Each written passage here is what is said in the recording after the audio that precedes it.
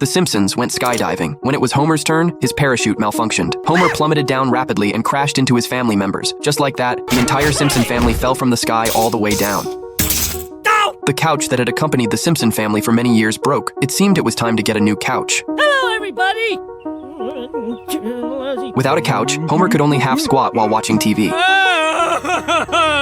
Marge changed her clothes and prepared to go out to buy a new couch. Homer said he had already ordered one online, and it was exactly the same as the old one. Little did Homer know, they were about to face an even bigger crisis. A large number of bedbugs crawled into the couch. Marge was very satisfied with this new couch, but she didn't notice the bedbugs behind the cushions. In this family, only Maggie noticed something was wrong.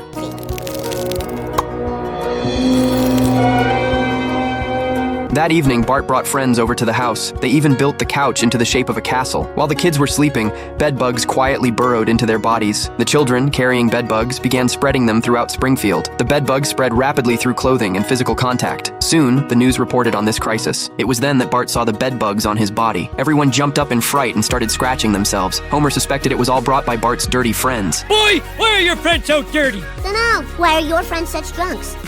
Touché.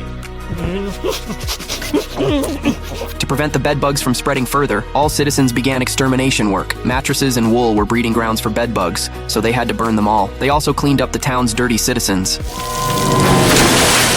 Some people even put on protective suits to avoid the bedbugs, but this didn't work at all. Finally, the doctor developed an insecticide. As long as you sprayed it on your body, all the bedbugs would stay away. However, this was modified bear hormone. Before exterminating the bedbugs, everyone gathered in the church. Mrs. House thought it must have been Bart who infected House. Flanders stepped forward to calm everyone down, but people still kept arguing and shifting blame onto each other. Fortunately, the Reverend appeared and interrupted them. Suddenly, the church doors opened. This was the newly appointed pastor. To better resolve conflicts among people, the pastor also brought an associate pastor. He used humorous language to calm everyone down. By this time, all the bedbugs on the streets had been killed. The Simpson family's life returned to normal. Cool, they give you a bag of the bedbugs they killed. Homer's oatmeal, meet your raisins. The clothes they used to wear were still clean, but she discovered her dress was missing, so she quickly took the children out to look for it. Wait a minute! This has oats in it! Ooh, a nose hair trimmer. That day, the associate pastor came to Moe's tavern. He invited everyone to attend church activities. Moe, however, pointed a gun and interrupted the associate pastor's words. Easy, Mo, easy. This thing's just loaded with rock salt. I use it to keep the raccoons out of my fridge. And of course, to coat the rims of my margarita glass. The pastor thought highly of Homer and hoped he would serve as a deacon at the church. Homer was initially unwilling, but after 5 beers, his resolve weakened and he agreed to the pastor's invitation. Later, at the prayer meeting, Homer appeared at the church as the new deacon. The original reverend felt pushed aside and voluntarily offered to leave. Walking to car, stepped in hole, twisted ankle, tremendous pain, keep it elevated. Homer took his deacon duties very seriously. He practiced his speeches in front of the mirror every day. His behavior puzzled Bart, because Homer had always hated church. Now, for the record, I hated the building, the people in it, and the spirit it represented. I never hated the church itself. And now he had an even greater faith. The only thing bigger than you is you tomorrow. Boy, you little lamb! Mustn't kill own son.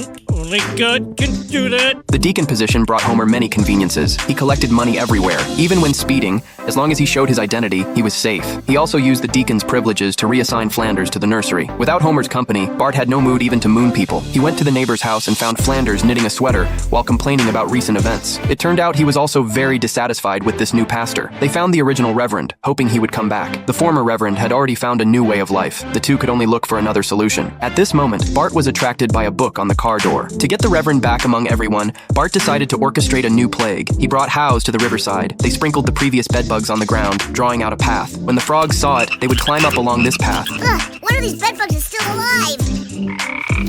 Oh, much better. Just like that, attracted by the bedbugs, a large number of frogs invaded Springfield. Bart and Howes lured the frogs all the way to the church. People who had just finished praying came out and were stunned by the scene before them. Soon, the frogs began attacking humans. Oh, he took my contact. Ah, now I got 2 in 1 eye.